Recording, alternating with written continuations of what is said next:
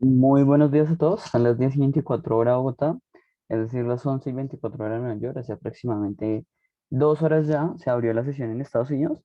Y bueno, para no dejar en vano las sesiones de apertura que siempre se hacen, vamos a hacer rápidamente un análisis de qué es lo que hay que tener en cuenta por el resto de la jornada y qué es lo que ha pasado hasta el momento. Por supuesto, esto es un análisis previo pues al análisis de cierre semanal que se va a hacer una vez se cierre la sesión de Estados Unidos. Bueno, en cuanto al calendario económico, bastante nutrido el día de hoy, sobre todo con datos inflacionarios. Si nos vamos al inicio de la jornada, hoy tuvimos datos inflacionarios para Francia.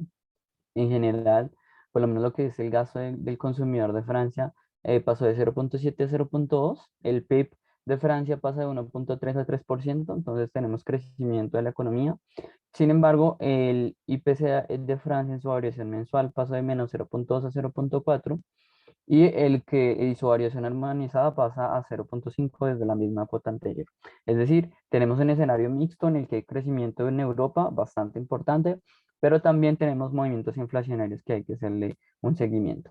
El PIB en España, a pesar de que es menor al crecimiento que se esperaba por el mercado, crece respecto al dato anterior, pero de igual manera, y bueno, de igual manera, lo único es que tenemos para Alemania una reducción en el PIB bastante importante, pasada de 1,9 a 1,8. El mercado estaba esperando 2,2%.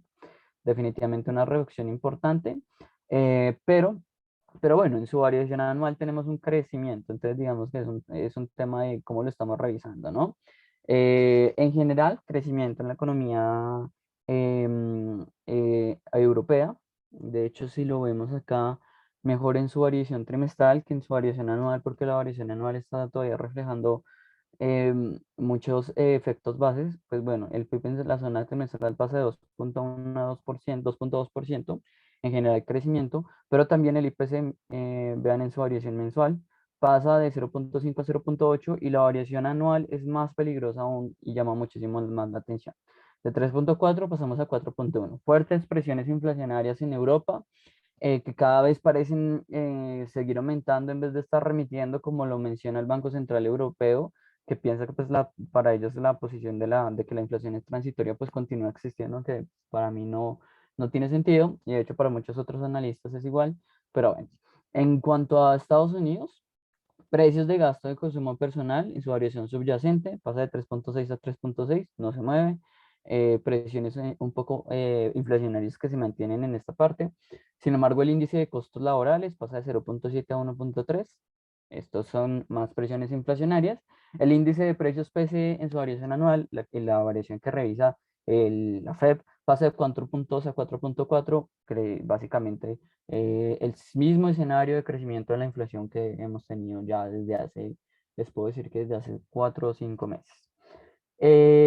Adicionalmente a eso, bueno, para Canadá teníamos el PIB en su variación mensual. El PIB crece de menos 0,1 a 0,4. Pues se esperaba un mayor impulso económico, pero no fue así. ¿Qué tenemos adicionalmente? El PMI de Chicago, muy buenas variaciones, de 64,7 pasa a 68,4. Expectativas del consumidor alcistas, confianza del consumidor alcista. A pesar de los temas inflacionarios que estamos viviendo, pues tanto la confianza como las expectativas del consumidor se mantienen en niveles positivos. Em, ¿Qué hay que tener en cuenta para más tarde? Bueno, vamos a tener el número de plataformas prolíferas, recuento de yacimientos activos y adicionalmente a eso no tenemos mucho más. En los índices me gustaría señalar que, pues bueno, el S&P 500, el Nasdaq, tiene un ligero comportamiento negativo, sobre todo por las noticias bastante negativas respecto a Apple y Amazon. Por ejemplo, en Apple, Apple estaba reflejando, bueno, primero la acción de Apple recientemente perdió aproximadamente un 4%, después de que en su último informe de resultados advirtieran el impacto que ha tenido la cadena de suministros que ha venido empeorando durante el actual trimestre de compras navideños, y realmente preocupa el tema de que si la oferta va a poder ser lo suficientemente fuerte para cumplir con la época navideña, ¿no? Eh, Amazon, por otra parte, lo mismo, caía alrededor de un 3,7. Prever ventas débiles en el actual trimestre, sobre todo en medio de la escasez de mano de obra que tienen en su mayoría pues países desarrollados. Por ejemplo, ya hay unos temas importantes en el Reino Unido, que se están trasladando a Estados Unidos, y todo es básicamente falta de mano de obra. Son fenómenos totalmente aislados y con unas explicaciones realmente interesantes para cada uno, pero bueno, los vamos a, probablemente les hagamos un énfasis en horas de la tarde con el informe de cierre semanal. El IBEX 35 y el DAX alemán también, los indicadores europeos se sitúan en un escenario mixto. El índice dólar ante tal divergencia en cuanto a pues, la posición del mercado está apreciándose como un activo refugio en 0,92%, mientras que el euro pierde 0,75. En materias primas, observamos el día de hoy movimientos correctivos en su mayoría.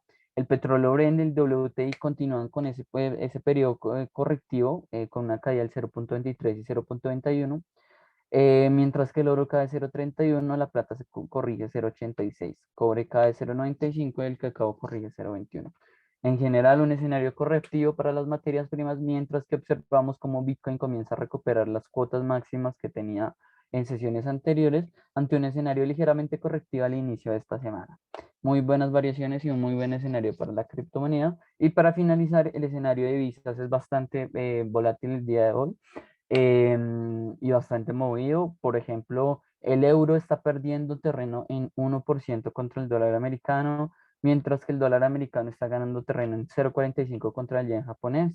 La libra esterlina está perdiendo terreno contra el dólar americano, una clara supremacía del dólar el día de hoy. ¿Qué más variaciones importantes? El euro, a pesar el euro en general está perdiendo bastante terreno, contra el yen japonés se está depreciando 0,61. En general, una muy buena sesión para divisas como el yen japonés y el dólar americano, y bueno, las otras divisas también, que son divisas core, están perdiendo bastante terreno. Eso es todo por el día de hoy, momentáneamente en horas de la tarde, que fue lo que pasó a lo largo de esta semana. Muchísimas gracias a todos y espero que esta información les sirva de frente para tomar sus decisiones de inversión. Espero que tengan buen día. Como últimas recomendaciones, denle like y suscríbanse al canal de YouTube para que esta información le llegue a más personas. Muchísimas gracias y que tengan un buen día. Hasta luego.